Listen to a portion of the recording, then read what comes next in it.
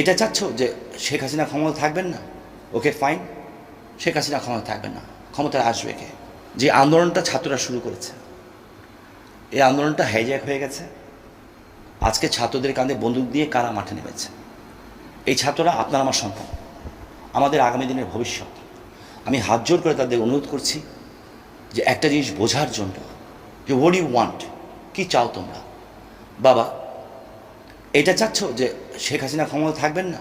Okay fine, Sheikh Hasina ক্ষমতা থাকবেন না, ক্ষমতায় আসবে কে? যারা নারায়ণগঞ্জের ওই মহিলা সাংবাদিককে শকুনের মতো দিনের বেলায় হাজার হাজার মানুষের সামনে ছিঁড়ে ফেলেছে হায়নার মতো, তারা, যারা মেট্রো রেলে আগুন দিয়েছে, তারা, যারা এই যে নারায়ণগঞ্জে আওয়ামী লীগ অফিস জ্বালিয়ে দিয়েছে, ওকে ফাইন, জ্বালিয়ে নারায়ণগঞ্জ ক্লাব কী দোষ করেছে? তারা। এই যে এতগুলি সাংবাদিককে মারা হয়েছে, তারা। সরকারি বড় বড় প্রতিষ্ঠানগুলিকে পুড়িয়ে দেওয়া হয়েছে, তারা। এদের সাথে সব ছাত্ররা যখন প্রথম আন্দোলন করছে তখন তো কোথাও কিছু পুরায় নেই। অবশ্যই আমাদের ব্যর্থতা আছে, আমি মনে করি যারা এটাকে হ্যান্ডেল করেছেন তাদের ব্যর্থতা আছে। বাট এই দেশটা তোমার আমার সবার। আমার বয়স 63, কিন্তু তোমার বয়স কিন্তু আজকে তুমি তরুণ। আমি মনে করি যে এই ছাত্ররা আমাদের চেয়ে অনেক বেশি স্মার্ট, অনেক জ্ঞানী। তোমার লেখাপড়া জানো, তোমার একটা টেলিফোন সারা পৃথিবীকে তুমি চিনতে পারো। So this is your country, এটা আমার একলা কান্ট্রি না। তোমরা কিন্তু আগামীকাল আফসোস করো না। তোমাদের কাঁধে বন্দুক রেখে যদি এমন কোনো শক্তি আজকে আসে, যেই শক্তি এই বাংলাদেশকে এমন একটা জায়গায় নিয়ে যাবে যে এই রাস্তার ভিতরে মেয়েরা যে আজকে আমার ছোটো ছোটো মেয়েরা যে স্লোগান দিচ্ছে, তাদেরকে শুধু চোখ দেখাতে পারবে আর শরীরের অঙ্গ দেখাতে পারবে না, এবং ইউনিভার্সিটিতে পড়তে পারবে না। অর্থাৎ আফগানিস্তানের চেয়েও খারাপ অবস্থা হবে। আজকে আমি তোমাদের কাছে প্রশ্ন করতে চাই, কি হয়েছে বাংলাদেশে যে বাংলাদেশের থেকে রিফিউজি ইন্ডিয়ায় যেতে হবে? হঠাৎ করে মমতা ব্যানার্জি কেন বলে এই কথা যে বাংলার দরজায় যদি কেউ নক করে আমরা দরজা খুলে দিব? তাহলে নিশ্চয়ের পিছনে কারোর প্ল্যান আছে। কেন উনি আজকে গতকাল বললেন তিস্তার পানি দিব না? কেন বললেন? জামাত শিবিরকে ব্যান করা হয়েছে। আমি মনে করি যে তোমাদের আরও কিছু লিগ্যাল ডিমান্ড আছে। অফকোর্স তুমি ওই লিগ্যাল ডিমান্ড নিয়ে রাখো। 1 ঘন্টা লিগ্যাল ডিমান্ড ফুলফিল হয় না। সব ছাত্র পুলিশের মধ্যে কি সবই আমাদের? সরকারের ভিতরে সরকার থাকে, দলের মধ্যে দল থাকে। এই আওয়ামী লীগের মধ্যে তো মোস্তাক আহমদ ছিল। সো তোমাদের ভিতরেও তো এরকম লোক থাকতে পারে যারা ছাত্র সাথে তোমাদের সাথে আছে, কিন্তু তোমাদেরকে ইউজ করছে। ঢাকা বিশ্ববিদ্যালয় কিংবা তুলন কলেজের একটা কার্ড বানাতে কয় টাকা লাগে? So I request you, please, আগামী এই জামাত শিবির ব্যান করা হয়েছে, দেশে একটা চরম আকার ধারণ করবে। যে ছাত্রদের নাম না থাকে ওরা কিচ্ছু করতে পারবে না, ওদের ওই ক্ষমতা নাই, ওরা পরাজিত শক্তি, পরাজিতই থাকে। বাট তোমাদের নাম ব্যবহার করে যাতে দেশটাকে এমন জায়গায় নিতে না পারে যে এই দেশে পরবর্তী সময় তোমরা বসবাস করতে পারবে না, বসবাসই করতে পারবে না। এই দেশে অকার্যকর রাষ্ট্র বানিয়ে ফেলবে বাংলাদেশকে।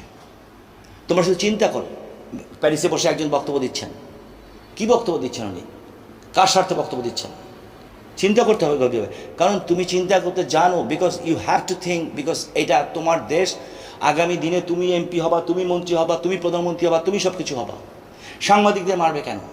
ছাত্ররা তো সাংবাদিকদের মারার কথা না। ম্যাক্সিমাম টেলিভিশন চ্যানেল তার লোগো খুলে তার রিপোর্ট কালেক্ট করতে হচ্ছে কেন? এবং যেই টেলিভিশন চ্যানেলগুলি স্বাধীনতার পক্ষে, তারা ম্যাক্সিমাম নিউজ পেপার তার আইডি গোপন করে কাজ করতে হচ্ছে কেন? নারায়ণগঞ্জের সাংবাদিক ইউনিয়ন একার শত্রু, একে কেন আঘাত করা হবে, এর উপরে হামলা করা হবে কেন? এই অনেকগুলি কেন প্রশ্নের মধ্যে সবচেয়ে বড় প্রশ্ন হচ্ছে, দিনে দুপুরে হাজার হাজার মানুষের সামনে তোমার একটা বোন, আমার একটা মেয়েকে রাস্তায় তার প্রথমে কামিজ খোলা হয়েছে, সে ব্যাগ দিয়ে ওটাকে আঁকড়েছে, তো পায়জামা খোলা হয়েছে, এক হাত দিয়ে পায়জামা ধরেছে, সে হাত ছাড়ে নাই দেখে তার 2টা গাল পুড়িয়ে দেওয়া হয়েছে। তারপরে তাকে হায়নার মতো তার বিভিন্ন শরীরের অংশ ছিঁড়ে বেড়ে ফেলা হয়েছে। এই বাংলাদেশ চাও? যদি এই বাংলাদেশ না চান, অন্তপক্ষে 10 দিনের জন্য আপনারা আপনাদের কর্মসূচি স্টপ করেন প্লিজ। জামাত বিএনপি ব্যান্ড হওয়ার পরে ওরা এখন আপনাদেরকে ব্যবহার করবে, আপনাদের নামটাকে ব্যবহার করবে। আপনারা বলেন ওকে ইউ কন্টিনিউ, আপনাদের আন্দোলন আপনি কন্টিনিউ করেন, 10 দিন পর থেকে করেন। যদি আপনাদের আন্দোলন যদি কোনো লিগাল ম্যাটার থেকে থাকে, আমরাও আপনাদের সাথে থাকবো, because you are my son, but not now. Break দেন, নাহলে কিন্তু পরে আফসোস করতে করতে কুল পাবেন না যে কি ভুল করলাম জীবনে, যখন দেখবেন এ দেশ আফগানিস্তানের চেয়ে একটা খারাপ দেশ হয়ে গেছে। আমরা মাথা উঁচু করে দাঁড়িয়েছি, এই মাথাটাকে এবং ঘাটটাকে ভেঙে ফেলার চেষ্টা করছে। কেন এই টোল প্লাজা পুড়িয়ে দেওয়া হবে? এটি কার? শেখ হাসিনার প্রপার্টি।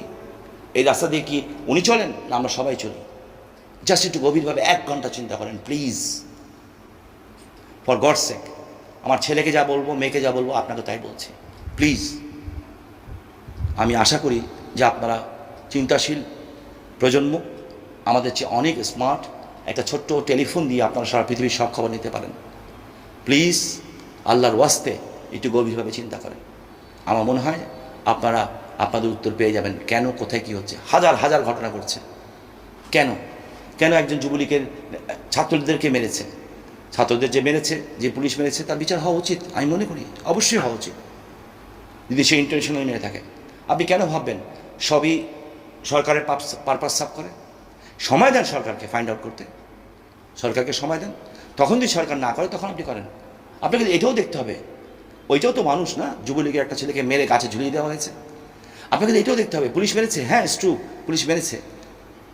আপনাকে এটা দেখতে হবে যে পুলিশকেও তো মেরে ফেলেছে। আপনি ছাত্র তো পুলিশকে মারেন নাই, তাহলে কারা মারল? কারা মা ক্লিনিকে আগুন দিল এই সিদ্ধিরগঞ্জে? মা ক্লিনিকে আগুন দিল, পুড়ে মারা গেল 3 জন। সবাই জানে ওখানে বাচ্চা হয়। কেন আমার ছাত্রছাত্রী ভাই বোনেরা, কেন ওই 4 তলার থেকে 2 দিনের বাচ্চা, 1 দিনের বাচ্চা, 4 দিনের বাচ্চা, 1 মাসের বাচ্চাকে উপর থেকে ছুঁড়ে ছুঁড়ে নিচে ফেলা হলো এবং চাদর দিয়ে তাদেরকে আটকানো হলো? সবগুলি বাচ্চা মরে যেত। এইটা কি কোনো ছাত্র করতে পারে, ছাত্রী করতে পারে? নো। এটা একমাত্র তারা পারে যারা 71 সনে আমাদের 30 লক্ষ শহীদের রক্ত নিয়েছিল এবং যারা আমাদের মা বোনের ইজ্জত নিয়েছিল। আর ওই সাইকো তারেক রহমানের নির্দেশে যারা চলে তারা করতে পারে। সো প্লিজ, আমার মনে হয় যে আপনাদের ভাবার সময় এসছে, নাহলে পরে পস্তাবেন। আমি ঠিক বলবো না, কারণ আমি প্রশাসনের সর্বোচ্চ কর্মকর্তা না। আমি শুধু এইটা বলবো যেটা আমাদের ব্যর্থতা। আওয়ামী লীগ কোনোদিন কোনো প্রশাসনের উপরে ভর করে চলা পার্টি না। আওয়ামী লীগ জনগণের পার্টি। নারায়ণগঞ্জে আওয়ামী লীগকে ভেঙে ফেলা হয়েছে। নারায়ণগঞ্জ ক্লাব কার দুশ্মন না, এখানে সবাই বসে, আওয়ামী লীগ বিএনপি সবাই বসে, ওইটাকে ভেঙে ফেলা হয়েছে। বিভিন্ন প্রতিষ্ঠানে আগুন দেওয়া হয়েছে, হ্যাঁ। এবং আওয়ামী লীগ অফিসে যেখানে আওয়ামী লীগের জন্ম, সেটা পুড়িয়ে ফেলার পরেও 3 দিন ধরে আওয়ামী লীগ নামতে পারেনি। এরপরেও আমার আসার কথা না। আমি বিশাল কিছু করে ফেলেছি আমি বলবো না, এটা আমারই ব্যর্থতা, আমাদের ব্যর্থতা। আমি আওয়ামী লীগের কোনো পদবিতে নাই, বাট আমার শরীর প্রচণ্ড খারাপ ছিল, হাসপাতালে ছিলাম। যখন একটা মহিলা আমাকে ফোন করলেন, এবং হিন্দু মহিলা, আমি নাম বলবো না, সম্ভ্রান্ত ঘরের মহিলা, ওনার হাত ভরি স্বর্ণ ছিল, ওই স্বর্ণ চুরি উনি সব দিয়ে দিয়েছেন, ব্যাগ দিয়ে দিয়েছেন। ওনার সাথে ওনার 16 থেকে 15 বছরের মেয়ে ছিল। কীভাবে বলবো? তারপরে ওনার কাছে বলা হয়েছে গলার মঙ্গলসূত্রটা দেওয়ার জন্য। হিন্দু মাদের কাছে মঙ্গলসূত্র ইজ ভেরি ইম্পর্ট্যান্ট। উনি বলছে, বাপরে তোর আমার ছেলের চেয়েও ছোটো, মঙ্গলসূত্রতে নিস না। এই কথা বলার পরে ওরা মঙ্গলসূত্র যখন টান দিয়েছে, ওনার ব্লাউজ সুতো খুলে নিয়ে চলে গেছে। ওই মেয়েটাকে বলছে, তোর কাছে কি আছে? মেয়েটা চিৎকার করে কাঁদতে কাঁদতে বলছে, আমার কাছে কিচ্ছু নেই, আমার কাছে কিচ্ছু নেই। এই দেখেন আমার হাত দেখাইছে, কিচ্ছু নেই। এই দেখেন গলা দেখেন, কিছু নেই। ওড়নাটা আছে তো, ওড়নাটা দে। ওড়নাটা নিয়ে গিয়ে তার বুকে হাত দিয়েছে। ছাত্র সমাজ ওড়নাটা নিয়ে তার বুকে হাত দিয়েছে, আর আপনার মার বুকের ব্লাউজ টান দিয়ে খুলে ফেলেছে। আপনি কাদের দায়িত্ব নিতে চাচ্ছেন? আমার মনে হয়, এবং এখানে আওয়ামী লীগের ব্যর্থতা এটা, এই 3 দিনে আওয়ামী লীগ নারায়ণগঞ্জে নামতে পারেনি। যেই নারায়ণগঞ্জে আওয়ামী লীগ সৃষ্টি হয়েছে, নেতা তো বহুত বড় বড় আছেন, নেতা আছে, নেত্রী আছে, সবই আছেন। ওয়াই? আর আমি মনে করি না এটা আওয়ামী লীগের লড়াই। আমি মনে করি যারা দেশের স্বাধীনতা বিশ্বাস করে, দেশের উন্নয়নে বিশ্বাস করে, আমাদের ভবিষ্যৎ বাচ্চাদের বংশধরদের চিন্তা করে, এটা তাদের লড়াই। অর্থাৎ মুক্তিযুদ্ধের যে চেতনার লড়াই। কিন্তু এই চেতনা বলে যারা চিল্লায়, বামপন্থীরা, চরম লেফটিস্টরা, প্রথম দিন কিন্তু তারাই শিবিরের সাথে যে নারায়ণগঞ্জে আগুন দিয়েছে। তারা মুখোশ পরা লোক, এবং তারা কিন্তু এই ঘটনা ঘটিয়েছে। তারা প্রথমে ক্ষেত্র সৃষ্টি করে, পরে শিবির সেখানে আঘাত করে। এই চরম লেফটিস্ট এবং চরম রাইটিস্ট, এই দুইটার যখন একসাথে মিলিত হয়, তখন দেশের স্বাভাবিক অবস্থা থাকে না, অস্বাভাবিক ঘটনা ঘটে। কারণ এই মুখগুলি চেনা বড় মুশকিল। আমি জানি আপনি সাংস্কৃতিক সেবী, আপনি যে দেখছেন পুলিশের গাড়িতে আগুন, এই ভিডিও ফুটেজ তো আছেই, সব আস্তে আস্তে সব বের হবে। তো ছাত্রদের কাছে আমার একটা অনুরোধ, অন্তপক্ষে 10টা দিন গ্যাপ দেন। গ্যাপ দেন, জামাত শিবির ব্যান করা হয়েছে, যাতে এর দায় দায়িত্ব যা ঘটবে তা যাতে আপনাদের